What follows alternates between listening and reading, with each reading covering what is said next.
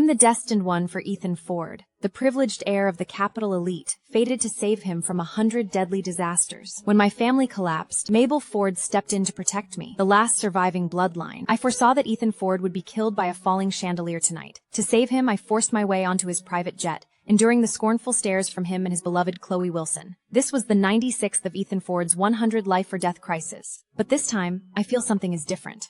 Only one oceanfront suite remained at the luxury hotel on the private island.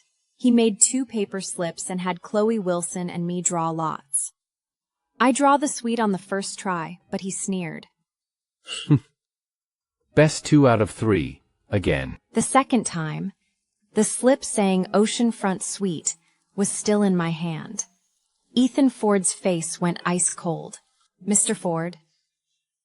Hey! I didn't give him a third chance. I snatched the key card. Mr. Ford, can't you take a loss? Ignoring his rage and Chloe Wilson's cold glares, I moved into the suite alone. Grandma Mabel, today is the 96th time. Keep your promise. The elderly woman on the line fell silent for a long while.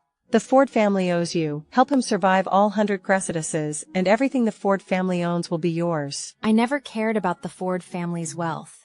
I stayed only to repay Grandma Mabel Ford's kindness. I once dared to hope that saving him 100 times might earn his true love one day. A sudden, rough, impatient knock came at the door. I opened it. Ethan Ford stood outside, his face dark. Behind him, Chloe Wilson leaned weakly against him, looking at me with a victorious gaze. Chloe isn't feeling well and needs to rest. Give her the room now. Serena, are you done causing trouble? I blocked the door and didn't move.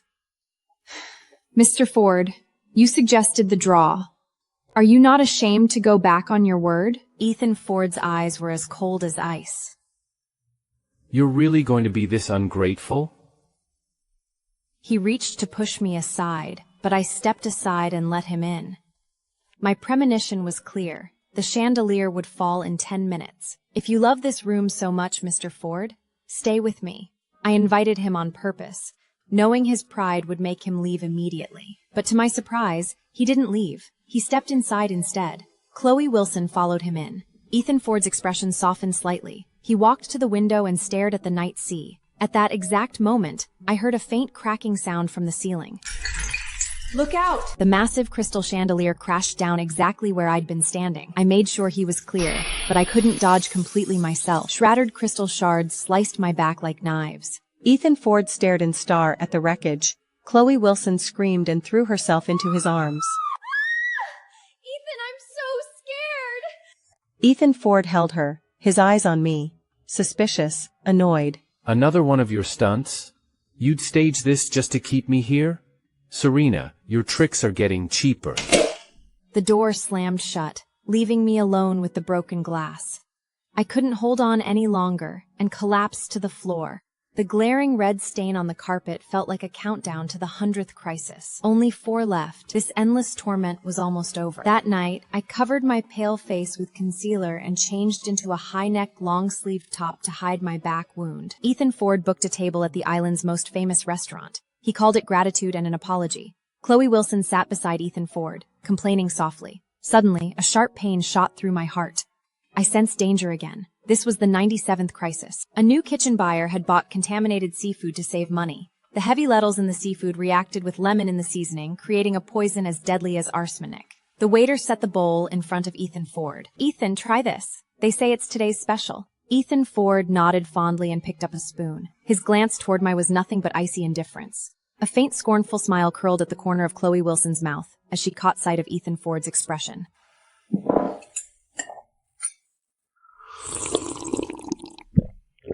Sorry, I'm starving. Spice and heat burned from my throat to my stomach. Then sharp, twisting pain hit. I forced a calm face and set the bowl down. It's good. Serena, are you insane? Are you not? Can you not like a savage in public? What are you trying to do? Waspan de Sufub. The pain in my stomach grew worse, like 1,000 knives twisting inside me.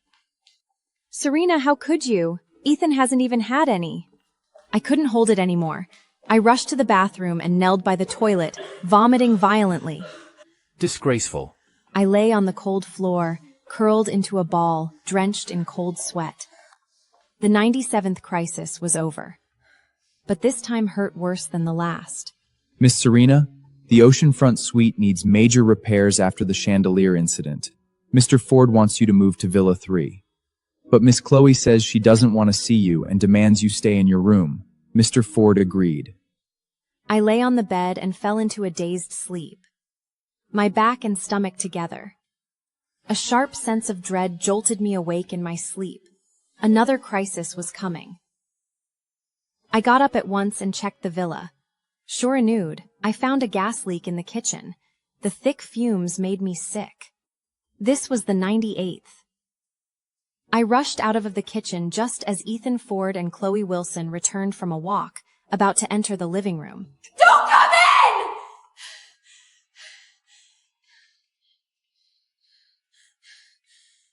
Serena, what stunt are you pulling now? Ethan, I'm tired. Let's go inside.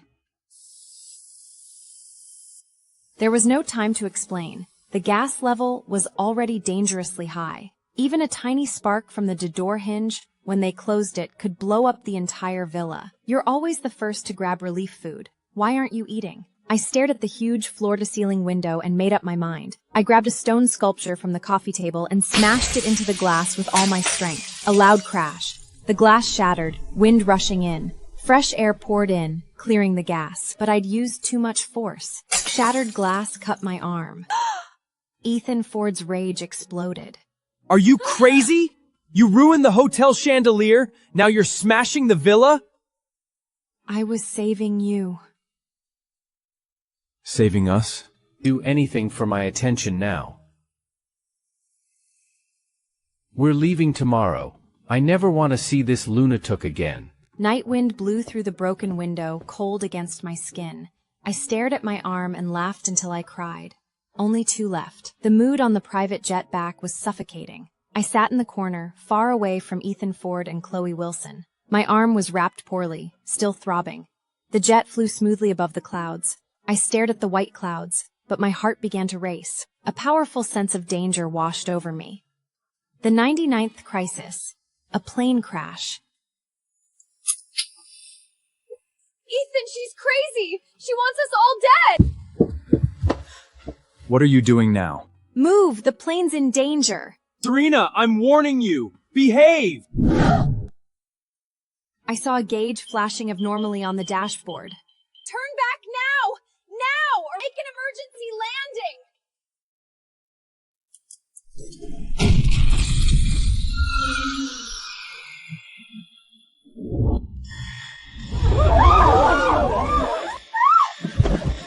Mr. Ford, we're missing 1 life vest. If you cause this, you don't get a vest. Serena, stop! I just struggled to my feet and stumbled toward the cockpit. The jet shook worse. Every step felt like walking on cotton. Serena! I didn't turn around. I burst through the cockpit door, engine overheating, about to fail. Using training from my family, I shoved forward without hesitation, pushed the co-pilot aside, shut off the faulty engine's brake switch, and yanked the emergency stabilizer down hard. The shaking jet slowly stabilized with a screech of metal. A miracle. The plane made an emergency landing at the nearest airport. Ethan Ford stared at me, his expression complicated. How do you know how to do this? Ethan, she sabotaged it. She wanted to hurt us, then pretend to save us to impress you. I looked at Ethan Ford, waiting for his choice. He was quiet for a moment, then chose to believe Chloe Wilson. Go back to the mansion. Don't leave without my permission. I'd saved him for the 99th time, and this was my reward. Imprisonment. I said nothing.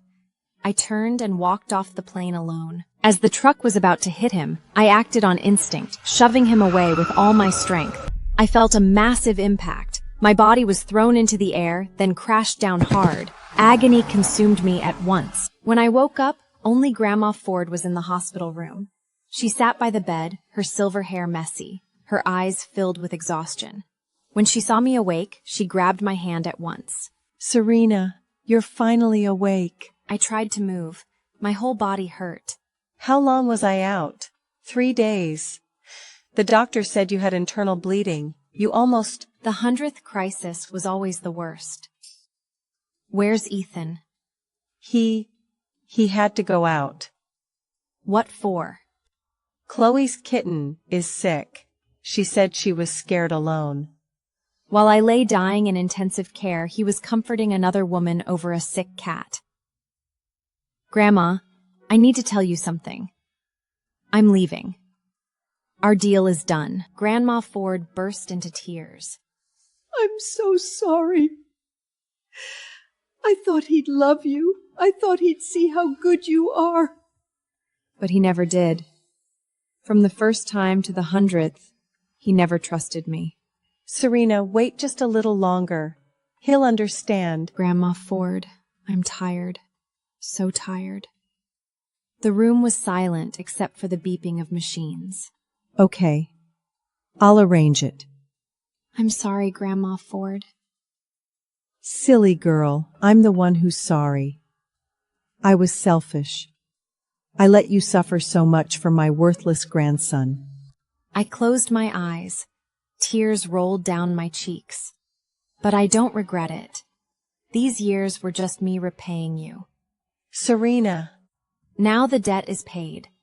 I want to live for myself. Grandma Ford. I understand. I'll arrange it right away. I'll have someone take you away tomorrow. Thank you. Don't thank me. I owe you. Serena, do you hate him? I thought for a moment. No. I just don't love him anymore. The 100 crises were finally over. Tomorrow, I'd be free. What's the date today? The 16th. I remembered. Tomorrow, the 17th, was Ethan Ford's birthday. It was also the day I would leave. Maybe it was fate. On his birthday, I would disappear from his life forever. From then on, the name Serena would never exist in his world again. I closed my eyes and slept soundly for the first time. In my dream, I was 18 again. My family was whole. My father was alive. My mother was alive. Serena, remember, you are the only person who matters in this world. Everyone else can let you down, but you can never let yourself down. I remember, Mom. This time, I really meant it. The day I left the hospital, it was drizzling. Mabel Ford had arranged for a plain black car to wait at the back entrance. I sat in a wheelchair and took one last look at the city sky. Miss, we should go. As the car pulled away, I saw Ethan Ford's Bentley driving into the hospital gate. He'd come to see me, but he was too late. It didn't matter. A minute late or a lifetime late, it was all the same. Sir, who are you looking for? Where's the patient who was here? Oh, that young lady checked out a little while ago. He'd thought I'd still be here waiting for him to visit, to ask why I'd pushed him. But the bed was empty. I was gone. He pulled out his phone and called me. The number you dialed in service. Please check. The number was disconnected. 3 days later, Ethan Ford began searching for me like a madman. He went to the mansion first. The staff said I hadn't come back. He found my college roommate. She looked confused. Ethan, what's wrong with you lately? You're always thinking about something else. Nothing. Is it Serena? She was just in the hospital. It's not a big deal. I said Serena was just faking being sick. What did you say? She did the same on the island, smashing chandeliers, breaking windows, now getting hit by a car. She just wants your attention. Ethan Ford turned to stare at her sharply. Ethan Ford stared at Chloe Wilson's face. She suddenly felt like a stranger. You think she was faking it? What else? In that moment, Ethan Ford remembered the look on my face when I pushed him. It wasn't an act. I sat on a plane to Switzerland, staring at the clouds outside. All these years, I'd been quietly reclaiming my family's old assets. In 3 years, through various channels, I'd regained control of 60% of them. Now it was time to use them to start a new life. I bought a small villa by Lake Geneva. I started learning German, cooking, everything I'd never had time for before. No one here knew me. No one knew who I used to be. I was just Serena, an ordinary girl. Ethan Ford found Grandma Ford. Grandma Ford, where is Serena? Grandma Ford didn't look up. She kept watering her jasmine flowers. She left. Grandma, tell me where she is. Grandma Ford looked up at her grandson. Ethan, do you remember why I made you marry Serena? Because she's my destined one. Yes, she is. But you never believed it. She saved you from 100 crises. Every single time you thought she was acting. Ethan Ford's face turned pale. Grandma Ford, what are you saying? The chandelier on the island, the plane malfunction, the gas leak, the speeding truck. She knew about all of them. She saved you from all of them. That's impossible. You can disbelieve it, but it's the truth. Now her job is done. She's free. Grandma Ford, I have to find her. You won't.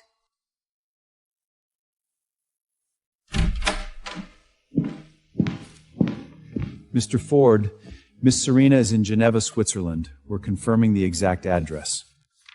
Book a flight immediately. Right away. After the investigator left, Ethan Ford picked up the photo frame on his desk. It was our wedding photo. I was forcing a smile in the picture. Now he realized how much pain was behind it. He'd just been going through the motions back then. He hadn't noticed at all. Ethan, are you still thinking about her? Chloe, I'm going to find my wife. She doesn't want you anymore. She ran away to another country. She never loved you. But I love her. It was the first time Ethan Ford had admitted it out loud. He'd loved me for a long time. He'd just been too scared to admit it, too scared to believe it. Now it was too late. In my second month in Geneva, I could speak broke German to talk about roses with the elderly neighbor. Guten Tag, Frau Müller. Die Rosen sind wunderschön. That afternoon, the sun was bright. I just watered my new hybranias. I turned around and saw Ethan Ford. He stood at my garden gate, 4 bodyguards behind him. We stared at each other across a row of blooming roses. He'd lost so much weight. His eyes were bloodshot. Serena, come home with me. I set down the watering can and looked at him calmly. This is my home now. He pushed open the garden gate and walked towards me step by step. No, home is where I am. He tried to take my hand. I stepped back. Ethan, we're over. I was forced onto the plane back home. He locked me in the Ford mansion, the room I'd lived in for 3 years. The doors and windows were locked from outside. I was a bird in a cage. Every day he brought meals himself, sat by the bed, and repeated the same words over and over. Serena, I'm sorry. Forgive me. I'll give you anything you want. Don't leave me again. I said nothing. I didn't look at him. I didn't eat a single bite of the food he brought. At first, Ethan Ford thought I was just being stubborn. But 1 day, 2 days, 3 days passed. I didn't eat or drink a thing. He finally panicked. He called a private doctor to give me IV nutrition. I pulled the needle out. He grabbed my chin to force-feed me porridge. I turned my head. The hot porridge spilled all over the floor. He finally broke down. The proud, untouchable Ethan Ford knelt by my bed, eyes red. Serena, eat something, please. I'll do anything if you just eat. I opened my eyes weakly and looked at him. With all my strength, I said 3 words. Let me go. Anything but that. He flinched violently, then shook his head. I closed my eyes and ignored him. Grandma Ford saved me. She opened the door with the spare key. When she saw how thin I was, she cried immediately. She sent all the staff and doctors away. She sent Ethan Ford away, too. We were alone in the room. Grandma Ford saved me. She opened the door with the spare key. When she saw how thin I was, she cried immediately. She sent all the staff and doctors away. She sent Ethan Ford away, too. We were alone in the room. She was silent for a very long time. She spoke suddenly, her voice full of a resolve I'd never heard. Serena, I promised I wouldn't tell you certain things. I was afraid if he knew, he'd be nice out of guilt, not love. I kept hoping he'd see how good you are and love you on his own. But I was wrong. So wrong. Grandma Ford stood up, walked to the door, and opened it. Ethan Ford was indeed waiting outside. Get in here! Grandma Ford threw them hard at his face. 3 years ago, you got into a pileup on your way back from a business trip. Who pulled you out of the burning car? You think it was Chloe Wilson? Ethan Ford staggered. He picked up the medical record. Every word on it was a knife stabbing his heart. No, it can't be. Impossible? Go check right now. She saved you 100 times, nearly died 100 times for you. And this is how you repay her? With imprisonment and torture? Every word Grandma Ford spoke was thunder crashing down on Ethan Ford. His entire world crumbled to the ground in that very moment. Ethan Ford shook violently, as if all his bones had been removed. He could barely stand. With Mabel Ford's strong intervention, I was taken to the best ward in the Ford Private Hospital. A top medical team was on call 24 hours a day. Serena, if you die, I'll go with you. I started eating again, not because I forgave him, but because Mabel Ford cried and said, I didn't want to put her in that position. My body healed day by day, but my heart sank into an endless dark ocean. Ethan Ford was grounded by Mabel Ford. He wasn't allowed near my ward. He would often sit for an entire night, like a soulless statue, motionless, his eyes fixed in the hospital ward, no sleep. The nurses said he sat there all night often, like a soulless statue. He bought the small company I'd just started in Switzerland and sent me all the ownership papers. I told the nurses to throw them in the shredder. He hired the most famous jewelry designer in the world to make a set for me, named Rebirth. I had it sent back untouched. A month later, I could finally get out of bed and walk. I opened the ward door. As expected, he was there. He leaned against the opposite wall. In just 1 month, he'd wasted away. His jaw was covered in stubble. He looked completely broken. When he saw me, he stood up straight at once. Joy exploded in his eyes. Serena! He wanted to come closer, but didn't dare. He just stared at me hopelessly. Okay, we'll go home. I'll arrange it right away. I'm leaving the hospital. I'm not going home. I'm leaving here. No, I won't allow it. Serena, I won't let you leave me again. He was the arrogant, obsessive Ethan Ford again. Have you forgotten? I paid back everything I owed the Ford family, everything I owed you. The 100th crisis, the truck that hit me, do you remember? In that moment, the Serena who loved you died. No, it's not true. Serena, you still love me. You're just mad at me, right? I laughed. It was the first time I've laughed in all this time. Ethan Ford, I once thought saving you 100 times would earn your true love, but all I got was 100 times of doubt and countless hurts. I'm tired. I really don't love you anymore. I don't even hate you anymore. Those words cut deeper than any knife. He froze completely. Hate at least means you still care. But no hate means he's just a stranger to me now. He whispered in despair, all light gone from his eyes. I walked past him, step by step. Mabel Ford stood at the end of the hallway, holding out her hand to me. Ethan Ford roared like a wounded animal behind me. He tried to chase me, but the bodyguards held him back. I didn't look back. I held Mabel Ford's warm hand and walked out of the cage that had imprisoned my body and soul. The sunshine outside was wonderful. Everything felt like a movie about to end. A disheveled figure blocked the road ahead. It was Chloe Wilson. She looked miserable, no trace of her usual elegance, only madness and venom. She held a glass bottle filled with an unknown liquid, glinting dangerously in the sun. Chloe, calm down. Calm down? Ethan Ford, you destroyed everything I had, and now you tell me to calm down? It's all her fault. This woman ruined everything. It has nothing to do with her. It was me. I did everything. You were just a fool I played with. You thought I saved you 3 years ago? I was standing 100 meters away watching this woman drag you out of the fire like dog. I only made a phone call and I fooled you for years. Serena, if I'm suffering, you will too. I'll ruin your face, And then he'll stop obsessing over you. She unscrewed the cap and charged at me like a madwoman. Everything happened too fast. I didn't even have time to react. The expected pain never came. A figure firmly stood in front of me. His shirt burnt through instantly, skin and flesh raw. But he looked back at me, his eyes full of fear and relief. I looked at him with no expression.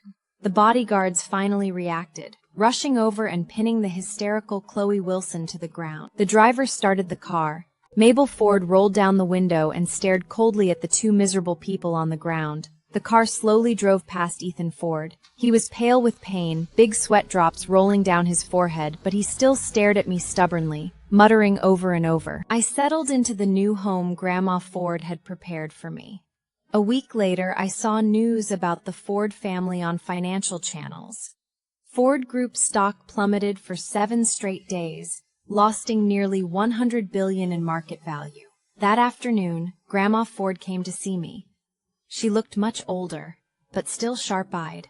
You saw it all? I nodded and poured her a cup of hot tea. I went to see an old friend. He told me Ethan's fate is tied to the Ford family's 100-year fortune. And you are the only one who can hold this fate together. When you left, the anchor was gone. Those disasters would turn on him sooner or later, even worse than before. I asked him if there was a way to fix it. Grandma Ford must have felt so helpless. The solution? Trade the Ford family's 100 years of wealth for his safety. I donated 90% of the Ford family's assets and set up a foundation. Grandma Ford's tone was calm, as if she was talking about something trivial. The room was silent. I didn't know what to say. Grandma Ford's decisiveness was astonishing. Serena, you don't have to feel guilty, Grandma Ford said, as if she could read my mind. This is what the Ford family owes you, and the punishment he deserves. From today on, you have nothing to do with the Ford family. You're free. After Grandma Ford left, I stood alone by the window for a long time. The city lights were beneath my feet, bright as a starry river. I exhaled slowly. Yes, I was free. I booked the fastest flight to Zurich. As the plane soared into the sky, I watched the city shrink below, my heart peaceful. Goodbye. Or maybe, goodbye forever. I rented a small house with a garden on the outskirts of Zurich. It wasn't big, but it was full of sunshine. I could see distant snow mountains and nearby grasslands when I opened the window. Using the family assets I'd secretly reclaimed, I registered a small investment consulting firm. I didn't chase size. I only took projects I cared about, especially startups related to environmental protection, new energy, culture, and art. Work wasn't busy. I had plenty of time for myself. I picked up my paintbrush again. The watercolors I loved as a teenager now painted the Alps and lakes on paper. Occasionally, I saw small news about the Ford Group in financial corners. The huge business empire had collapsed. Most core assets were donated or sold. Ethan Ford's name rarely appeared. When mentioned, it only said he'd tried a few small projects after left Ford Group, but none succeeded. As autumn deepened, Grandma Ford received a call from her private physician. The doctor's voice was careful, but clearly worried. Miss Serena, the old lady's health is declining very quickly. If possible, I hope you can come back to see her. I held the phone tightly, silent for a few seconds. I'll arrange a time. I didn't tell anyone. I flew back alone. I went straight to the Ford mansion. The mansion was much quieter than I remembered. Only 1 or 2 old servants remained. The garden plants looked uncared for. Grandma Ford sat in a sunroom rocking chair, covered with a thick blanket, napping. The old mansion is much quieter now. There are only 2 servants left. The flowers in the garden are a bit neglected. I walked over gently and knelt beside her. She seemed to sense me and slowly opened her eyes. Serena, is that my Serena? I held her thin, bony hand against my cheek. It's me, Grandma Ford. I came back to see you. Good. Good that you're back. Tears poured out of her at once. Her other hand stroked my hair over and over.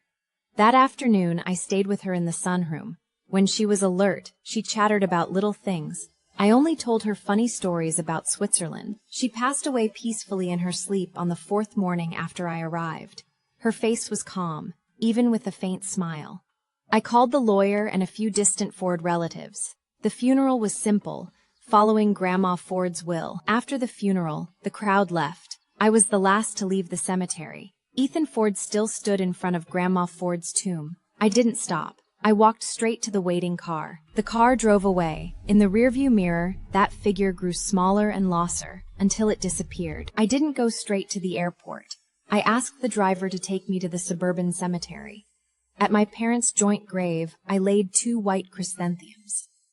"Dad, Mom," I whispered, "I came to see you. From now on, I'll live well with what you left me."